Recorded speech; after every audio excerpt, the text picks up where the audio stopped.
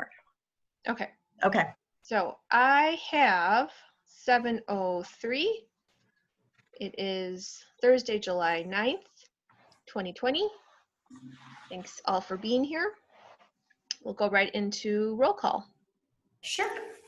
Gonzalez. Yes, I see you're here. Masajek. Here. Munzone. Here. Pelletier here. Puzo. Here. Swanson. Hi, Mick. Hey, guys. Jost. Here. Thank you. All right. And I just want to, I know that Teresa is here. Natalia is here, obviously. Anna is her daughter. So hi, Natalia and Anna. And Jed Ray is Jeff is here. So there's Natalia's face. Hi, Natalia. Hi, Natalia. So her daughter is here as well. So. Oh, nice. And Karina. Hi, Karina. And Karina, Nice sorry, Karina's here. I'm staring right at Karina's face and not saying her name. So yeah. Aw, it's nice to have you guys with us. Thanks for tuning in. Okay, so, I was just gonna make a motion for the May minutes. Did I overlook those? I don't know if I even saw those. I sent them, you should have gotten them, I think this morning. I sent them Okay. out. Sorry. There was No, like no I said, there worries. was so much paper and that was one of the things I had forgot. So you should have them from Okay. this morning. Oh, from this morning. Oh, Yeah, I that's sent them okay, this because there was that extra one. Yep. Okay. All right. Then I will make a motion to approve the regular board meeting minutes from May 14th, 2020. Second. Who said that? I did. Eric, That's I Eric. think. Eric. Okay. Yes. I had a couple corrections. Okay. So under April financial statements, it should say March and April were discussed. Okay. And then is it important if it doesn't say underneath that the motion to accept the statements was made? We reviewed and discussed and then we accepted them. Okay. I'll add that. We'll add that. And then everyone had ayes, just for your record. Okay. And then at the YS renovation, we did pass that motion Okay. for the contract with the architects. Yes. Yeah. That was I did have that note too. Yes, and Emily made the motion and Lima seconded. And then everybody agreed and Mick opted no. Yep. Got that. Okay. Okay, that's all.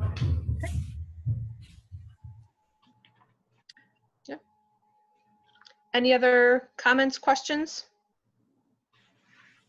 So then that will be, the motion will be, the minutes will be approved as amended. Yes.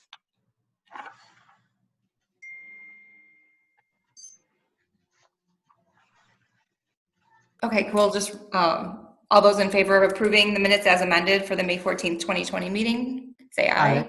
Aye. Any opposed? No. Okay. Okay. All right. Next we have public comments, agenda items only. Unless any of the guests want to say anything about the agenda items. Yes, you're welcome to. All right. Then there's actually a little bit of a change to the agenda. We're actually going to move up the resolution honoring the service of Natalia Fishman to now. And thanks for tuning in, Natalia. It's nice to see your face. We're going to miss you. I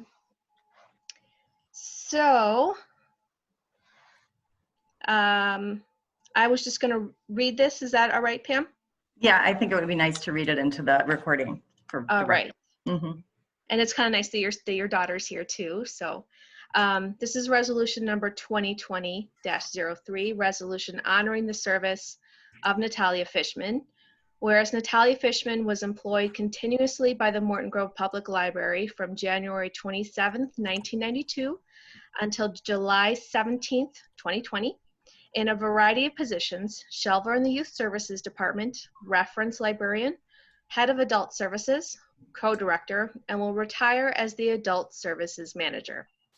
Whereas Natalia's decades of institutional knowledge have been an invaluable resource to the staff and board, and she has been involved with or instrumental in the development and provision of many of the outstanding services and programs for which the Morton Grove Public Library is known.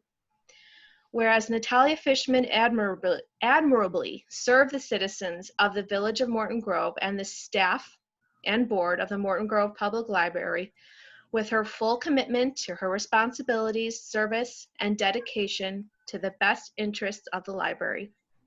Now therefore be it resolved that the Board of Trustees of the Morton Grove Public Library hereby recognizes that the service of Natalia Fishman was an asset to the Village of Morton Grove and the Morton Grove Public Library, and expresses gratitude and sincere appreciation for her 28 years and 6 months of service. Be it further resolved that a copy of this resolution be presented to Natalia Fishman as a dedicated and faithful Morton Grove Public Library employee with our sincere appreciation.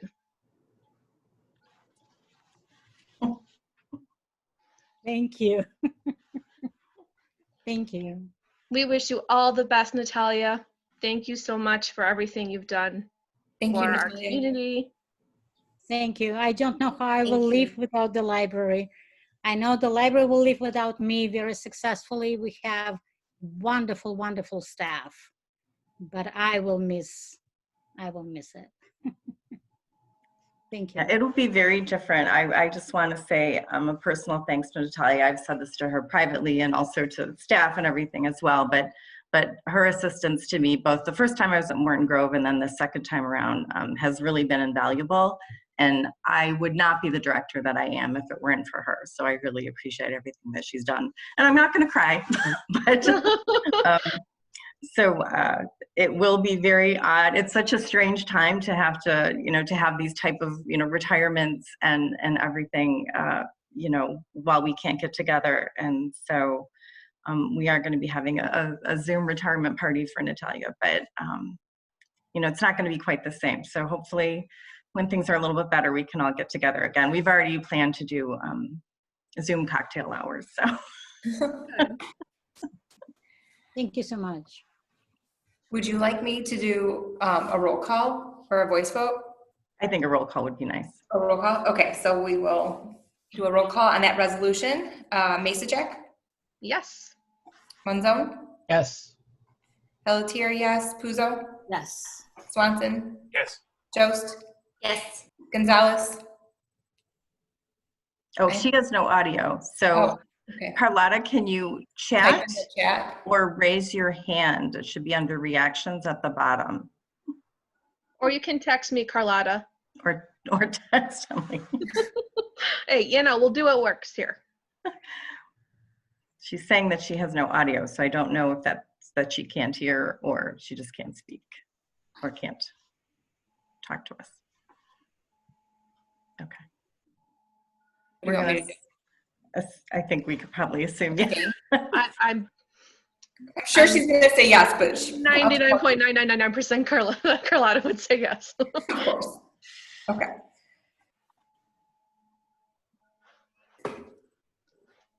All right. All right. Well, we're moving on to President's report. I mean, I would just, again, I'm so, honored to be a part of a library that, whose staff is clearly so committed to the library maintaining its excellence, even in this unprecedented time. So I hope you guys don't get tired of it. That's been like my president report that the last couple months. But and the fact that a few of you are here, Natalia, Karina, Jeff, Teresa. I mean, the library continues to be just a source of positivity for the Morton Grove residents. The residents know that you guys care about them. So thank you for your dedication, for everything you've been doing. So some of you are here, so you can actually hear me say it too. So thank you, thank you. Okay, so committee reports. Finance. Well, Carlotta, I can see you. I don't even know. I don't think she can hear us. Can you hear us, Carlotta? I don't know. Okay, well, now, did finance for May and June, did Carlotta, Eric, did you guys meet before? No, we usually meet before the board meeting. Yeah. This- Okay. Yeah. All right. Well So then, they have not met okay, separately for the past couple months. Yeah. that's fine. Well then, why don't we just go ahead and I will make a motion to approve the financial reports for May 2020 and June 2020. Those were all sent in email number 2 I'll second that. that Pam sent over. I'll second that. Thank you. So there was quite a bit. I know Carlotta kind of usually takes us through this. So we want to start with, or Eric, please feel free to. Cash statement for May.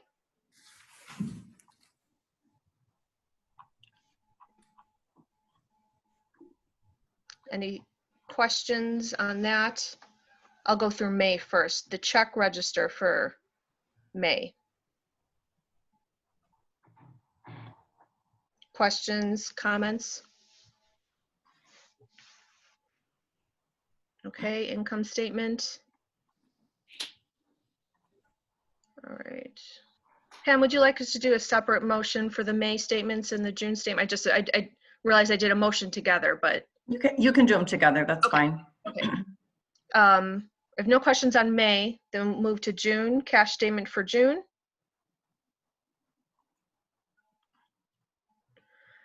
Check register for June. I know there were a few, there are several voids. I'm assuming those were for programming. Is that right, in the June check register? So for Yes, that's correct. Okay, For anything that was canceled. okay. Okay, oh, thank you, Teresa. Yeah, that's what I was No problem. assuming, that all the voids and all the Yes. what kind of Yep. just for anything that was canceled. Okay, that makes sense. Did everyone see that on the June check register? Okay. Yes. June income statement.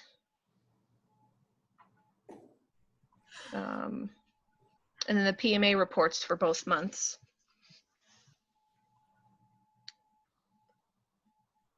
I know there was a lot to review, but any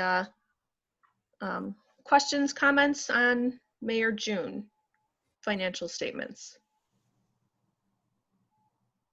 I don't think so. Okay. So we can vote on the reports. Munzone? Eric? Yes. Thank you. Pelletier, yes. Puzo? Yes. Swanson? Yes. Jost? Yes. Gonzalez? Carlotta's just looking. Okay. Mesa Jack? Yes. All right, thank you. Okay, thank you. Facilities, well, it'll all look different, I'm sure, when we are finally back in the library. It does look different. I bet it does. Yeah, yeah. All right, so policy, we're going to review, policy committee did meet. There's several, but we'll review those under new business. So we'll just move right to staff reports. I don't have much to add to my written report. Obviously, I can answer any questions about my portion of that, and we have a couple of the department heads here. Obviously, if you have questions for either Natalia or Jeff, and Karine, I don't think Karine is, oh yeah, she's right there. She may be able to talk about marketing if you have any questions about that. I did resend to you guys the reopening plans, and I know we're going to talk about that a little bit more later on in the meeting, but we did some slight changes to the dates just because next week we do plan on opening up the relocated computer room, which will now be moved to the study room, the quiet study room. So we weren't quite ready. We're going to try to do that Monday. Now that's Wednesday is our target date, and then the resumption of ILLs will probably happen in the third week of July, and then we're still tentatively planning on opening to the public with limited service in library services on July 27th. So a lot to think about in getting ready for that. You know, lots of procedures, you know, for staff, but then certainly, you know, procedures in dealing with the public. We passed a number of policies specific to dealing with the public, so it'll be interesting. I have heard from some libraries that are already allowing public into their building. By and large, people seem to be, you know, excited and thankful for whatever people can do, and Morton Grove has been really understanding in general, and we've gotten a lot of really positive comments from most people about that they appreciate what we are able to continue to do for them, but they also appreciate that we're taking, you know, the pandemic seriously and, you know, really considering the health and safety of the community and the staff. So we're very fortunate because I know I've heard from some other places that they don't have that level of support. So I think here in Morton Grove, we're really lucky to have that. And it seems like most people really understand what we're trying to do. So that makes this, all of this unknown a little bit easier to deal with. So does anyone have any questions about my written report or any of the department reports that I can answer?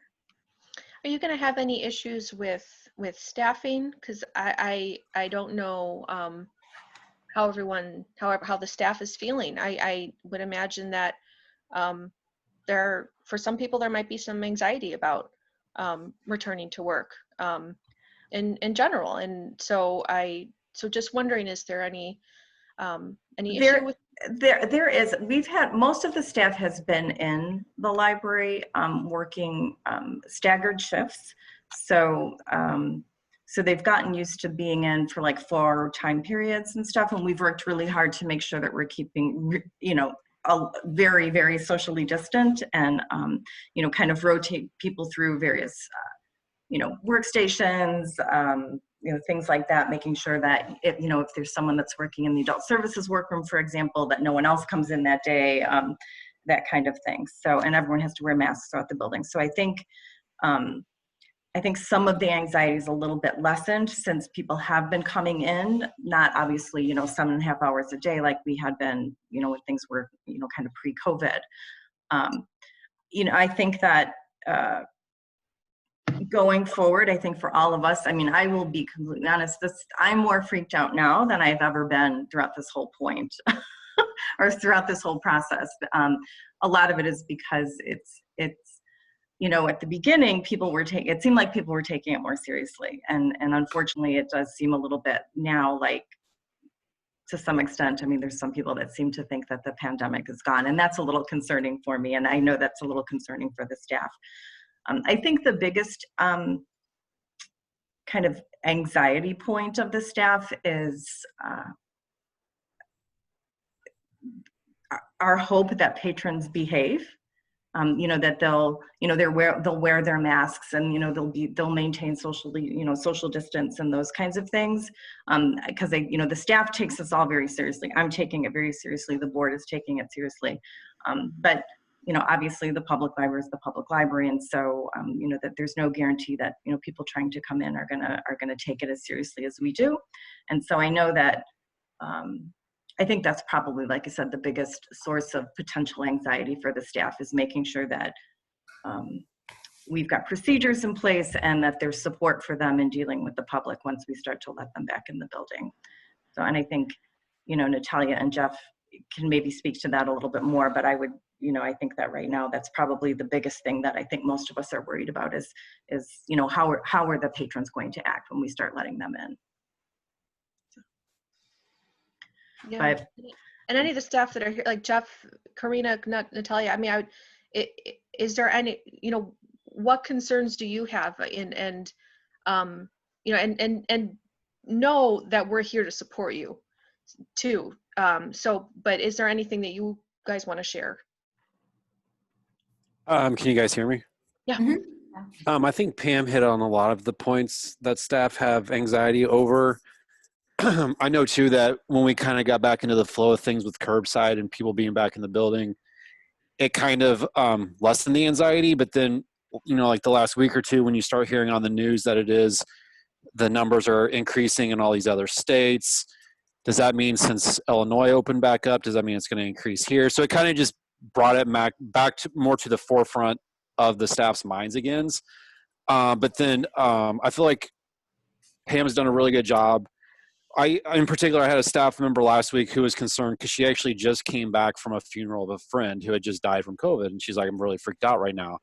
And, we explained, listen, people aren't going to be allowed in the building unless they're wearing a mask. We're taking out all the seating, most of the chairs, most of the tables, so people can't just sit in here and hang out. They're going to be able to come in, grab materials that they need, and they're going to leave. And then with the computer room, they're going to lessen the amount of people that can be in there at a time. So we are putting things in place to make staff more comfortable. So I think that has helped a lot too, that like Pam said, that we have the policies that we're putting in place, and we're putting it in place to try to make us as safe as possible while trying to reopen and provide the services that we can that patrons would want. So I don't know if Natalia wants to add on to that at all, or. Yeah, so I would add to that one of the things that adult services staff is thinking about is actually how to help patrons, especially those that need or want to use a computer. And that's something that we are trying to figure out because of the social distance, because of the room where the computer is, how many sessions we can have. We know that, a lot of times before, at least, patrons wanted to stay for a long time at the computer. So we want to be helpful and, help them to fill out an unemployment application on one hand. On the other, we're thinking of, ourselves and also of other patrons. So this kind of a dilemma where we try to find out the best possible thing we can do. So we talk to Pam, we talk to each other, we come up with ideas, we look at technology, and essentially we think we know how we will approach it, but we think that unlike before, when we know if the procedure is done, that's how we will do it. But now we think, okay, we will try, we will see what works, what doesn't, and then adjust. So we hope that staff can adjust, and I think we do quickly to changing stuff. And we hope that patrons too will be, understanding. From our experience, our patrons are understanding. Of course, there are times where, we need to talk with them, they need to talk with us, but for mostly, everybody understands, what we're going through. Because patrons call on the phone, they ask when we open, when we explain, they say, oh, okay, I understand. So this is mostly what we discuss. Aside from safety, of course, that is discussed, but how to help, what patrons will do, how will they take it, and how to do it best. I think Natalia did a really great job of hitting on that point as well, because for all of us, we're in this industry because we like to serve patrons and give them what they want. But in this time right now, there may be instances where the services that we tried to provide before, like Natalia is saying, we may not be able to provide right now because of what's going on. And it's hard for us because we don't want to tell people no, right, Natalia?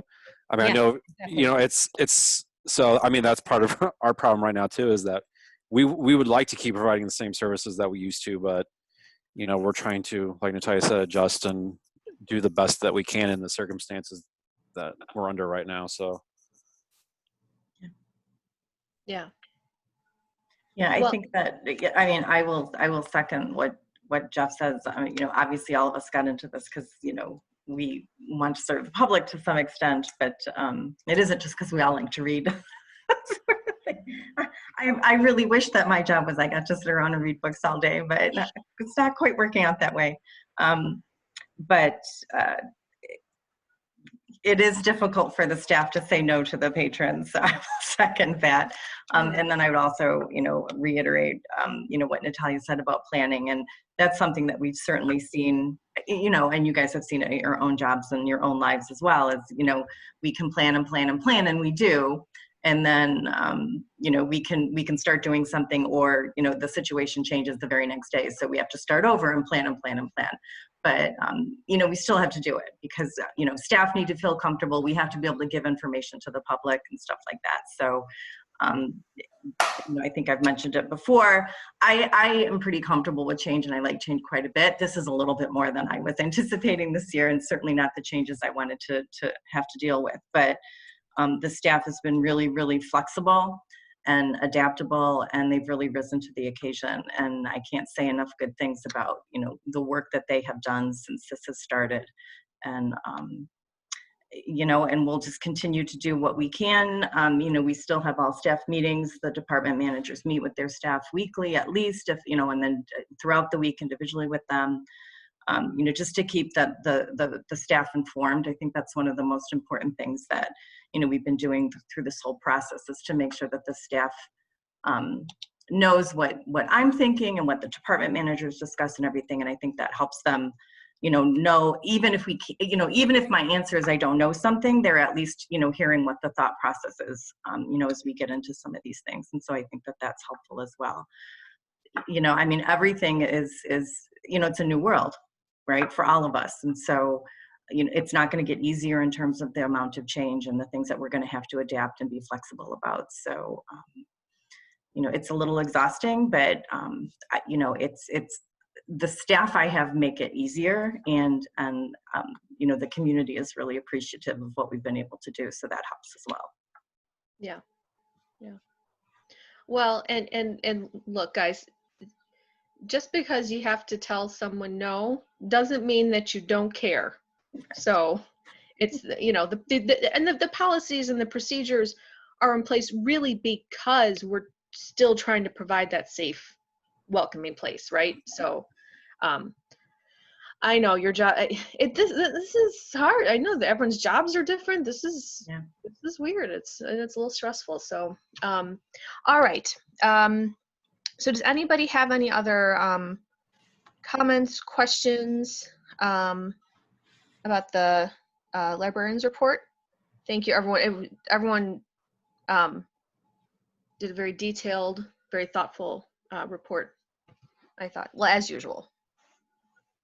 Any other comments, questions? So I'm just going to read this since it is an open meeting. Teresa commented that she has talked to some patrons in Morton Grove when she sees them on her walks, and they are expecting to have the normal time they used to have. And she says, when I use the points we are to use, that they do not want to hear it. So we might have a few patrons that are very unhappy with how it is going to be, but she knows that adult services will make it work. And I think that's true. I think that there are still some people that, kind of thought it would be more of flipping a switch and we would go back to normal. And, obviously that's not the way that it is. And, everything's very incremental. And that's how it will continue to be. So, we're working on developing some talking points, that we, so that all the staff are telling everyone the same thing. And that's, it's just going to be what it is. And,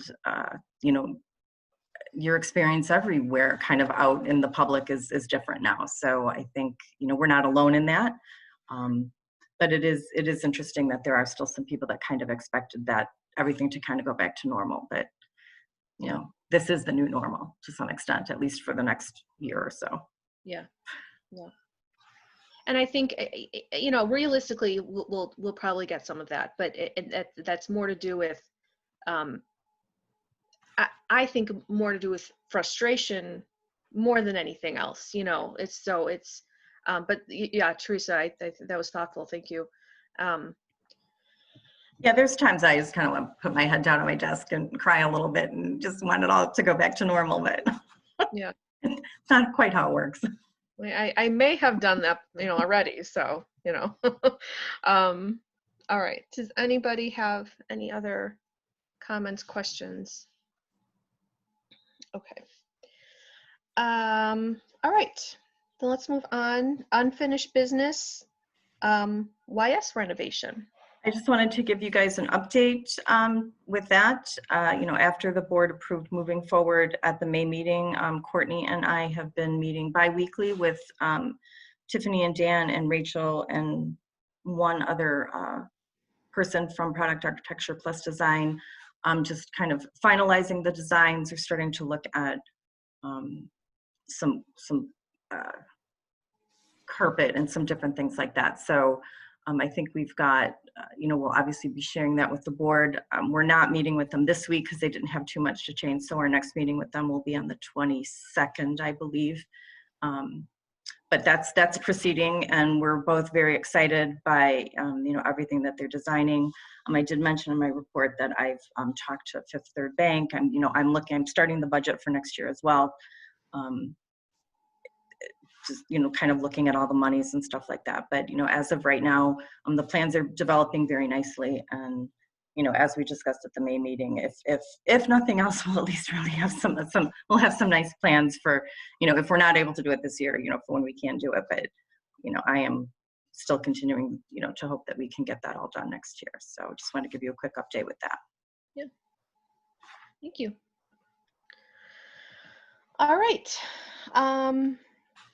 So, all right, new business. We moved A up to earlier. So B, reopening to the public. So I know that you've sent us the reopening message, as well as your plan, which I know is always fluid. A lot of it's dictated by the state mandates, and the timing is hard to guess. So, but so I'll let you go ahead and talk. No, so we're about the same. I mean, we did talk, a little bit about that earlier under the director report as well. A couple of the dates have changed, as I mentioned earlier. Computer room will open. The goal is next Wednesday. We anticipate interlibrary loan between the libraries. While Rails has started delivery, we haven't. In the catalog, if you've used it yourself, you've noticed that you've only been able to place holds on Morton Grove items. So we're hoping to turn that back on effective July 22nd. And then obviously reopening the building to the public on the 27th. So those are the plans right now. We will see what happens over the next couple of weeks and see how the coronavirus cases go in Illinois and if that impacts any of our plans. But those are the dates that we have effective today. Again, as I said, we can make those plans, and tomorrow I could have different dates. But I think for right now, it's probably as firm of a plan that we can have in our current fluid situation. So just like I said, the general plan itself hasn't changed, just some of the dates were pushed back a little bit. Yeah. Okay. So the cover of the August newsletter, sorry, my printer's just printing. The cover of the August newsletter will be all about the reopening. So we're all keeping our fingers and toes crossed that actually happens. It's going to be this big article right on the front of the newsletter. So yeah. Okay. That's all I had with that. Okay. Yeah. Okay. So we have several policies. So, if I know we have Mick, Tamara, and Lima who are all on the policy committee. I don't know if one of you want to take lead here. I'm happy to kind of talk through them, and you can kind of add in as we go. Yeah, that sounds fine. Okay. So, well, I'll just kind of follow the agenda as they're listed. So first we have the donations policy. So this one looks like this was just due to be reviewed. Is that correct? Yes. Okay. Any significant changes or anything like that? think there was one formatting change. I underlined one of the headings, the other gifts headings. It was just, that was it. There was no other changes to that. Okay.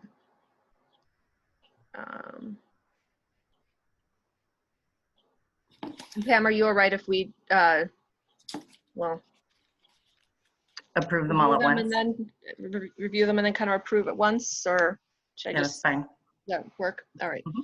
Mhm. Next we have the naming policy. Again, this was an existing policy. Looks like it was for review. Yes. Yep.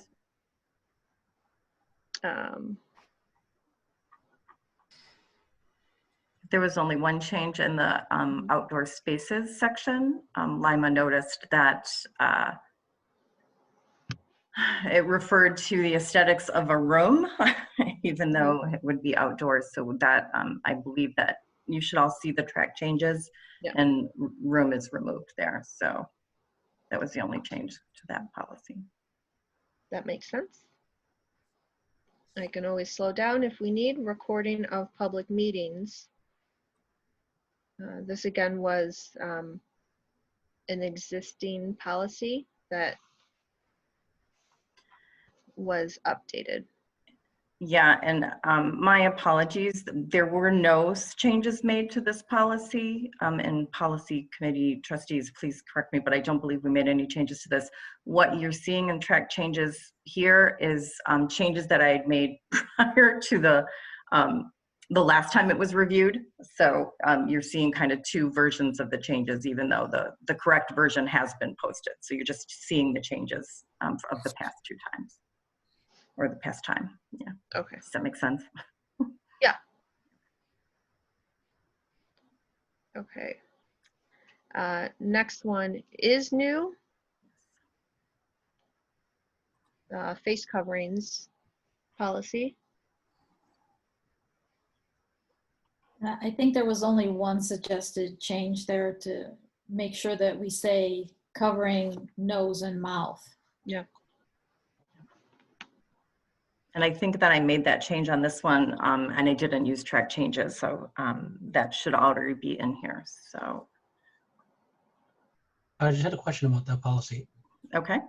Not so much, I know you guys were speaking earlier about apprehension about people not maybe a small subset or minority not wanting to follow the rules or things like that. Are there policies and procedures in place? I see that there are people will be banned if they refuse to wear the mask, but is there a protocol in terms of should someone decide that they want to walk? I mean, obviously you want to put any of the staff in danger or anything like just by trying to approach someone and saying you need to wear a mask inside, because I've seen some of these things in the news where someone refused to wear a mask inside a building, and you don't want to put the staff in a position of having to just walk up, especially if someone really doesn't want to wear one and they're with the, they're wearing a mask, but then the person, you know what I'm saying to you, in terms of the a protocol or some kind of way to deal with other than just calling the police or something like that, because at that point that would be an extreme for that. Well, they're not going to be allowed in the building. I mean, we have signage and we'll have signage. Excuse me. I think I have hiccups. Sorry. Once the building is open to patrons, both for computer, so when we open for computer use, we're only going to open the Lincoln Avenue entrance because we're still going to be providing curbside for the next few weeks. So, and we're doing that out of the east entrance by the Baxter Auditorium. So we're only going to open the Lincoln Avenue entrance, and that will actually only be unlocked when we're letting patrons in to use the computers. So we've got procedures in place for that already.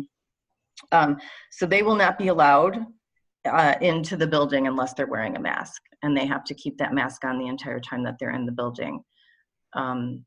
Especially as they do more and more studies about, how the virus is transmitted or how they think the virus is transmitted, particularly, becoming aerosolized and that sort of thing. And we think it's really super critical that everyone wear a mask when they're in the building. The staff are doing that anytime that they're in the building for the most part as well, unless they're like sitting at their desk and not moving. Once we open generally to the public, will close the Lincoln Avenue entrance and we'll keep that locked. So we will not allow anyone to come into that entrance anymore. And they will have to come in through the east entrance. For right now, both to make sure that people are wearing a mask or a face covering of some type, and then also to keep count of how many people are coming into and leaving the building, because there are obviously limits to the number of people that we can have in the building because of social distancing rules and stuff. So there will be someone that is stationed at that door, and to remind people to be wearing a mask. If they don't have one, we will have some disposable ones that people can choose to use when they come in. If someone refuses, obviously I'm not expecting my staff to tackle someone to the ground, and I don't want them to put themselves in harm's way at Exactly. all. Well, that's the reason I ask. Right. If they refuse, quite frankly, we'll just call the police. Because I don't want my staff to have to police that, because Yeah, they shouldn't be in that for the position very either. reason that you raised. I am hopeful that people have had to wear masks in Morton Grove and the Skokie area and the Niles area for a couple of months now. So this is not new. It's not like we're doing anything different than anyone else. If they go into a store, if they go into, a restaurant or whatever. So everywhere that they're having to go, they've been having to wear masks. So hopefully this won't be too much of a kind of friction point.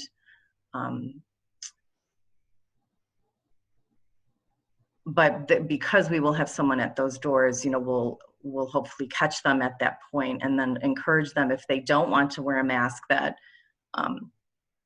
we'll say that they're not allowed in the library, and that we would encourage them to continue to use our curbside, because we'll probably even continue to do curbside in some way once we open the building, but we'll change it, maybe do it out of the back of the library and stuff. So Jeff and I have been talking about that, but we want to, rather than just say, no, you can't come in, full stop, the end is that, no, you can't come in if you don't want to wear a mask. Here's what we can do for you, right? You can do curbside service, you can do our virtual services, those kinds of things. So we're hopeful, that we don't have a lot of pushback from patrons, but we're trying to, again, developing talking points and procedures that we can put in place that say, we can't let you in without that, but here's what we can do for you if you're really committed to not wearing a mask. And then if it's problematic after that, then we will call the police. So.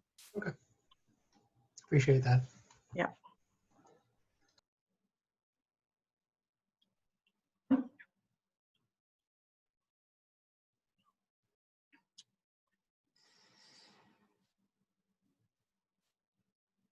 There we go. Press the unmute button. That's something I'm getting used to, apparently. I also think it's important that it is referencing face coverings and not just face masks. Technicalities, but all right. Let's move on to the FMLA leave expansion and emergency paid sick leave due to COVID-19. So this is also a new one.